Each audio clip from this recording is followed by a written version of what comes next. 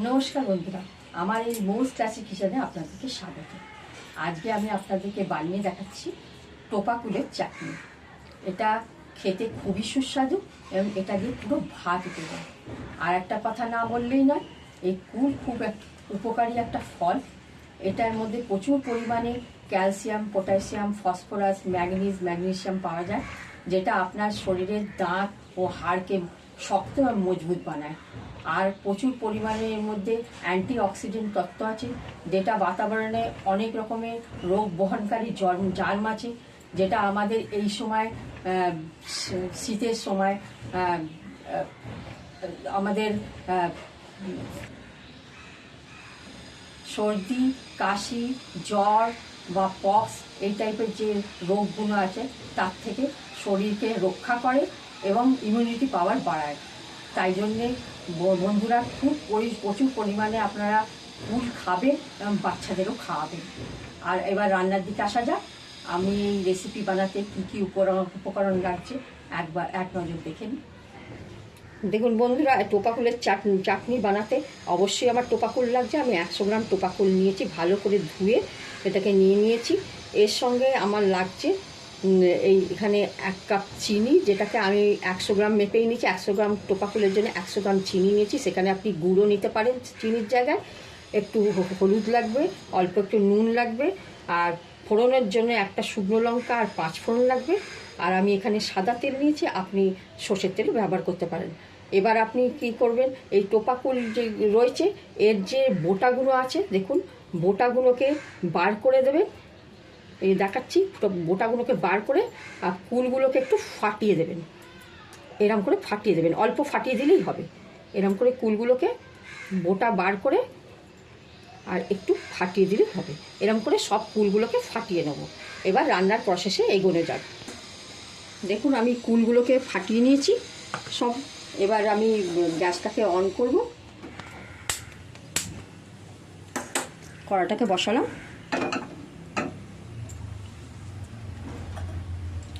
এর মধ্যে আমি ছোট চামচের 1 চামচ সাদা তেল দিলাম। দেখুন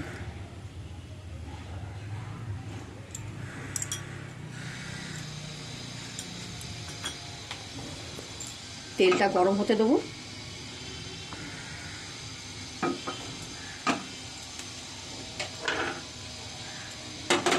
এর মধ্যে দিয়ে দেবো একটা শুকনো লঙ্কা চিড়ে দিয়ে দেবো,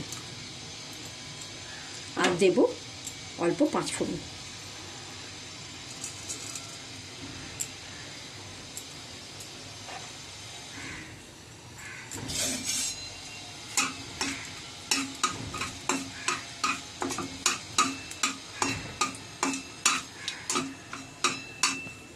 ফোড়নটা একটু ভাজা ভাজা হলে, গন্ধ ছাড়লে, তারপরে এর মধ্যে কুলটা আমি দিয়ে দেবো।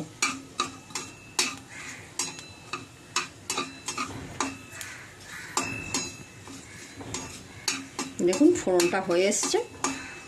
এবার আমি এর মধ্যে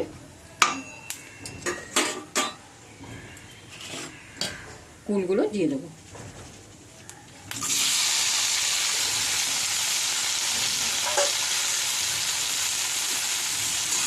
আঁচটাকে এবার একটু মিডিয়াম করে দেবো।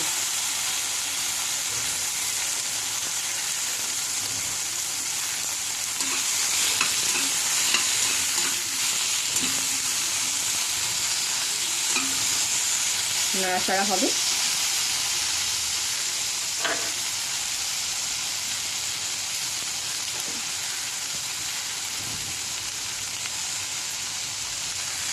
অল্প একটু হলুদ দেবো।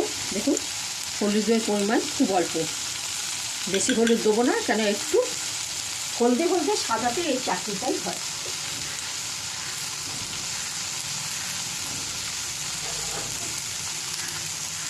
অল্প একটু নুনও দেবো। এই দেখুন এই পরিমাণ নুন দিলাম, বেশি নুন দেবো না, মিষ্টি চাটনি।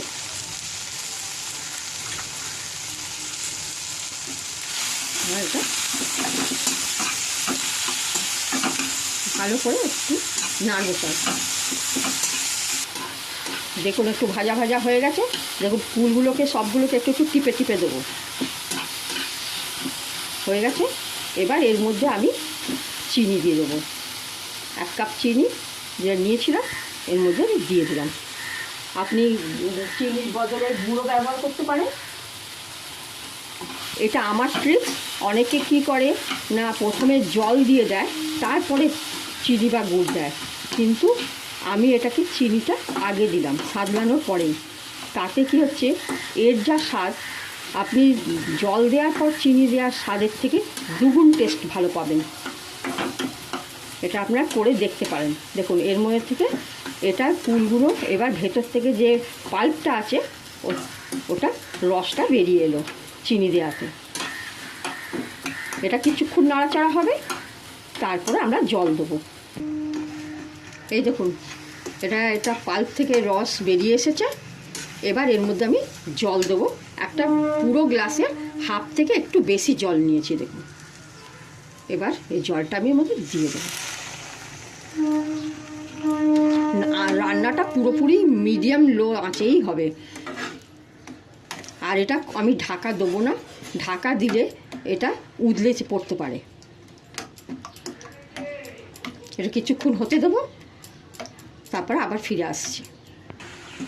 দেখুন একটু নাড়াচাড়া করছি। এবার কুলগুলোকে একটু টিপে টিপে দেবো। এর চাটনিটা এবার গাঢ় হয়ে এসছে। এবার আমার চাটনিটা হয়ে এসছে। দেখুন গাঢ় হয়েছে, দেখুন কিরকম, খুব বেশি গাঢ় হবে না। এই যে হয়েছে। এবার আমি গ্যাসটা অফ করে আমি একটা পাত্রে ঢেলে নেব। দেখুন এটাকে আমি একটা পাত্রে নামিয়ে নিলাম। এবার এটাকে একটু সাজিয়ে নেব। এটাকে আমি টোপা কুল,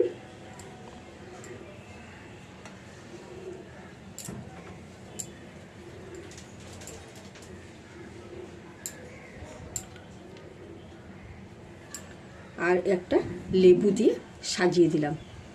দেখুন এই রান্নাটা খুব সহজেই এবং খুব অল্প উপকরণ নিয়ে তাড়াতাড়ি রান্না হয়ে যায়। এটা আপনারা বাড়িতে বানিয়ে ফেলুন।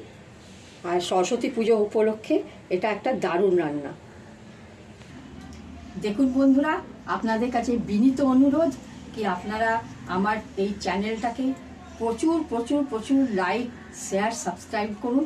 আপনারা সাবস্ক্রাইব করলে আমার আত্মমনোবলটা বাড়ে, আর আমি বুঝতে পারি কি আপনারা আমার চ্যানেলটাকে ভালো নিয়মিত দেখছেন এবং কিছু বানাচ্ছেন এবং উপকৃত হচ্ছেন।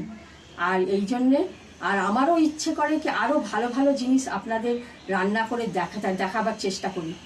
এই জন্যে আপনাদের প্লিজ আপনারা আমার চ্যানেলটাকে সাবস্ক্রাইব করে আমার সাথে থাকুন, আমার পাশে থাকুন। ধন্যবাদ।